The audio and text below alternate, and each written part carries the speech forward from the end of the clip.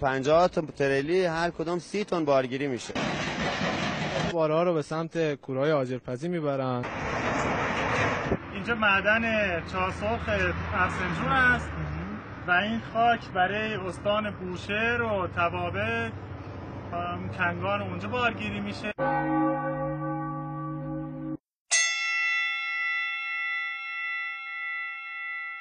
ما اینجا شهر کنگون کوره آجرپزی نداریم الان.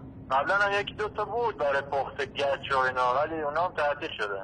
با این پاسخ مطمئن شدیم این حجم خاک مقصد دیگری دارد. یکی از تریلرهای حامل خاک را تعقیب کردیم. پس از حدود 5 ساعت وارد استان بوشهر شدیم.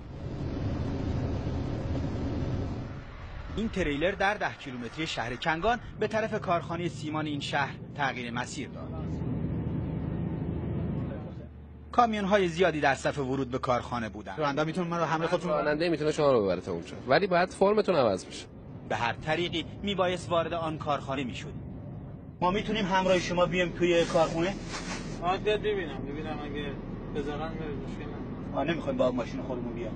مشکل نه. با تلفن همراه این تصاویر را ضبط کردیم.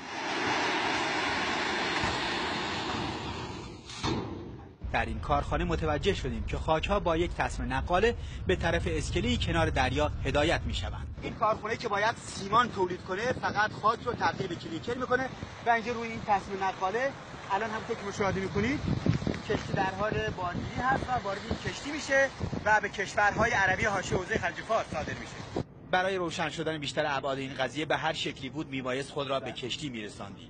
کشتی خارجی که وارد شدن به آن به عنوان کمک راننده امکان پذیر نبود.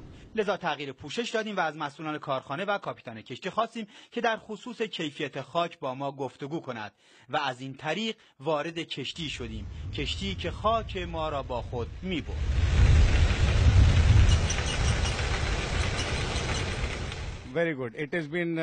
کیفیت خاکش بسیار خوب و عالیه. خاک هیچ جا مثل این خاک نیست. کشتی بنگلادش هست و خاک را به کشور امارات میبریم و دیدیم که چه ارزان سرمایه ملی ما را به بیگانگان عرضه می‌دارند. اولوش تونی $35 و سیمانو $55 تا $60 فکر کنم میفروشیم. خاکی که به بهای ناچیز فروخته می شود آن طرف آبها علاوه بر استفاده در ساخت و ساز و کشاورزی تبدیل به سیمان و مانع صادرات این محصول از کشورمان شده. به عنوان بزرگترین صادرکننده سیمان دنیا شناخته شده هستیم. این وضعیت با خطرات زیادی مواجه شده. هیچ نوع صادراتی رو نداریم.